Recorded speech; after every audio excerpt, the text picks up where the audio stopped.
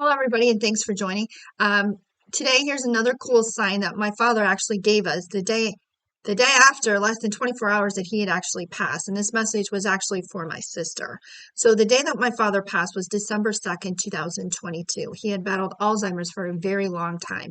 And during his passing, or I should say after my father had passed, my sister and I had a long, deep conversation of how we really felt compelled to go help other families during this process. We've been dealing with this for a long time. We had done a lot of studies, we've done a lot of research, and we had learned a lot. Not everything, there's just so much that you learn hands-on because there's nothing really written that tells you how to do a lot of stuff. The doctor tells you a lot of high-level MD stuff that's only for a disease, but how to function during the day-to-day, how to get your loved one dressed, how to give them a bath when they're scared of the water and they have peripheral tunnel vision and they don't know how to work the hot and the cold, and they're scared of being burned, and they only want certain people to give them a shower. They don't want to get dressed. They don't want to leave the house. They only want to do what they want to do in their schedule. How to do all this stuff. We felt compelled to really help people. So we had a really deep conversation as to what we thought maybe we would do in the future. If we would do grief counseling, do coaching, or start our own foundation, and where would we start a foundation, and where would we start first? Would we start in our hometown area? Would we start where we live? These were questions we all had.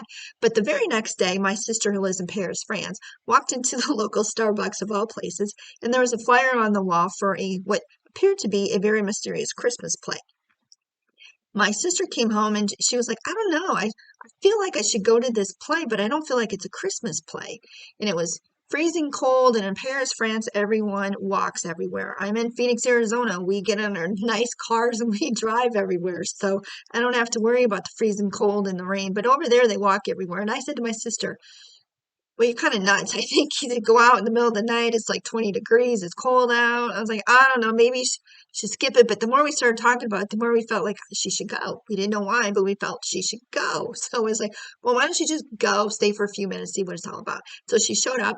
And the lady said, do you have a ticket? She said, no. So she asked how much was the ticket. And she was fumbling around in a purse to go get the proper change when the lady said, oh, all of the proceeds tonight are going to a brand new Alzheimer's foundation here in Paris, France. And our goal is to raise as much money to help people and their families keep their loved ones safe at home. Because statistics have shown that the more that you can keep family in their own environment where they feel loved, they feel safe, the better that the patient does up until the very end, of which course, when you're in the very final stages, you need to move into a proper care facility for most people if you can afford it. And she said the rest of the money was going to be going to family members to help provide counseling and tools to help get them through the process because they didn't have a lot of tools over in Paris, France. Well, my sister sat there. She was like completely stunned.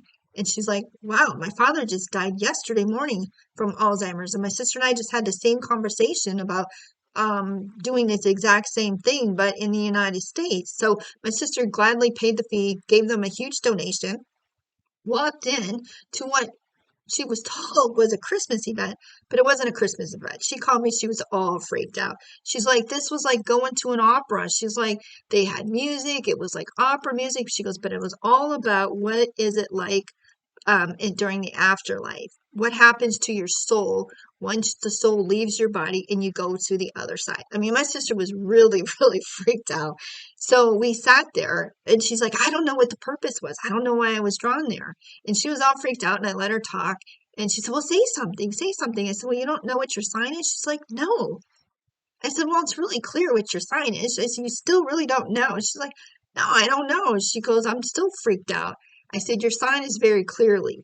We talked about starting a foundation. We talked about doing charity work. I said, you need to call the organization and go talk to that woman who is the head of the organization that sold the ticket to you and tell her that you have hands-on experience with this and you would like to volunteer for her organization. So anyway, I told my sister and she's like, wow, you're right. Maybe we don't have to start an organization. I says, well, maybe you don't have to start one in Paris, France. You can just join that organization. And maybe it's as simple as going to meetings and counseling people, or maybe it's as simple as giving out your cell phone number to other people who are going through the process so that when something comes up and they don't know how to handle their loved ones, they can call and say, hey, I just can't get my person to go to sleep tonight. You got any ideas? And we say, yeah, have you tried ZQL?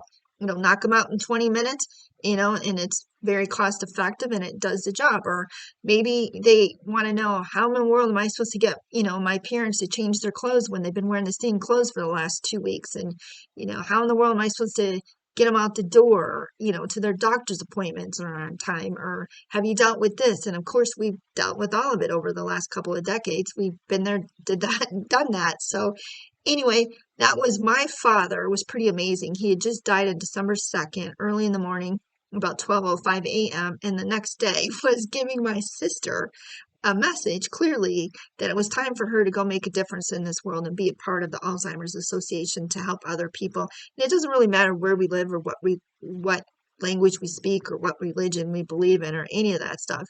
It's all about just making a better difference in this world and helping each person out we can, one person at a time. So thanks for joining, and I hope you enjoyed the video.